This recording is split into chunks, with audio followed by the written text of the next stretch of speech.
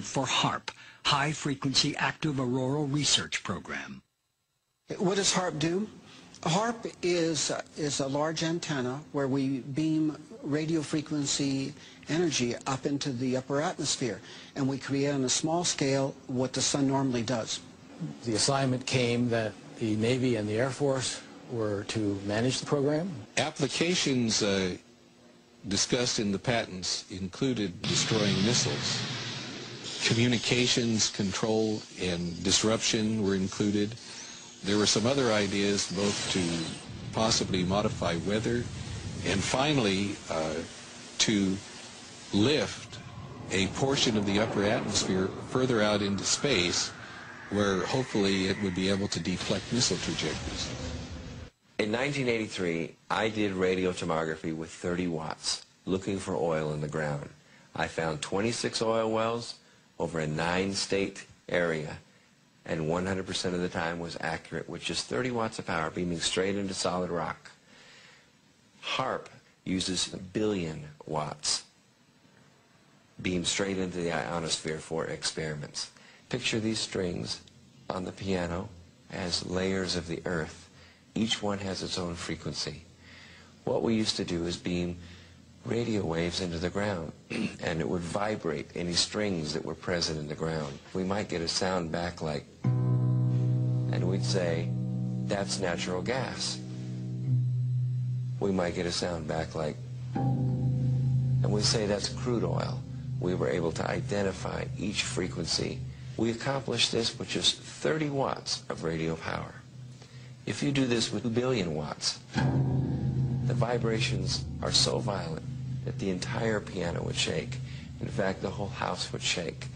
In fact, the vibrations could be so severe underground that could even cause an earthquake. Earthquake, earthquake, earthquake,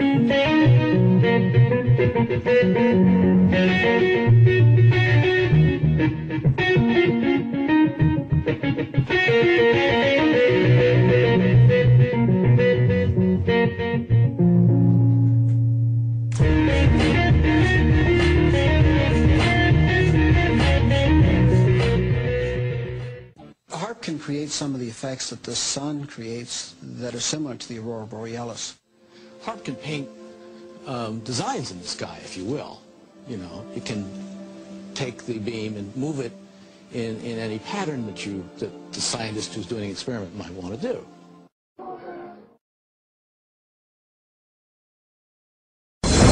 The Morrises are experts in non-lethal weapons technology. They are consultants to the Defense Department, CIA, NSA, and world-renowned think tanks. The technology necessary to project three-dimensional images to a point in space requires no new breakthroughs in science. We have the technology now?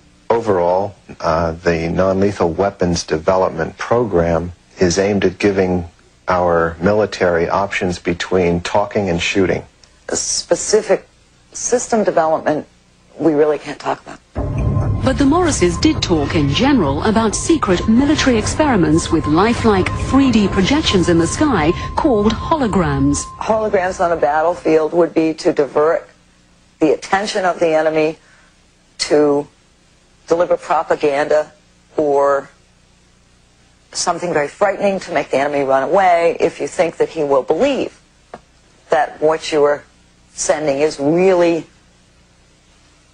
an angel, a devil, a UFO.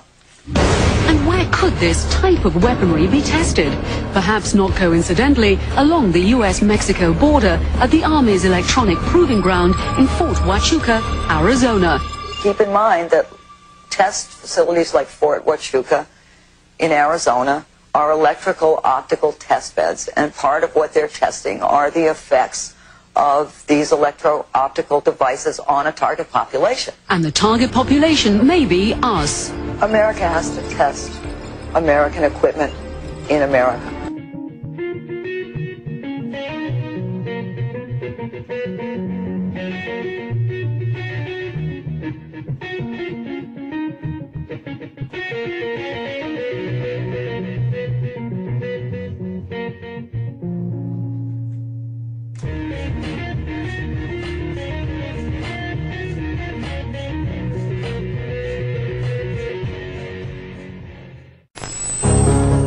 The ultimate weapon in the info war would be so secret, so invisible, so undetectable, you would never know your mind was under attack.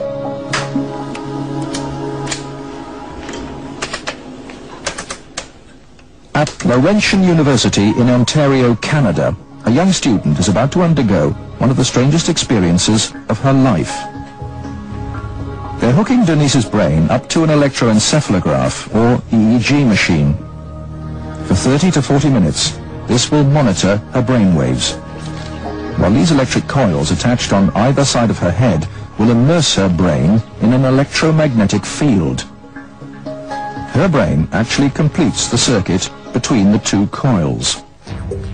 The field pulsing through her brain is less powerful than one given off by a digital clock radio, but acutely controlled and focused at specific parts of the brain, it will open Denise's mind to outside suggestion by this man.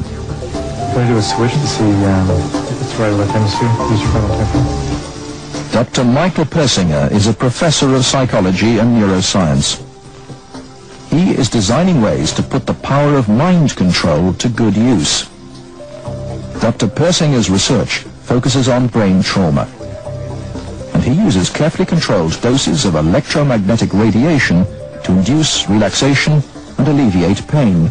So what Sandra did was to initiate a opiate releasing pattern. That's a burst firing field that is stimulated once every 4 seconds. And that produces relaxation and a very pleasant sensation.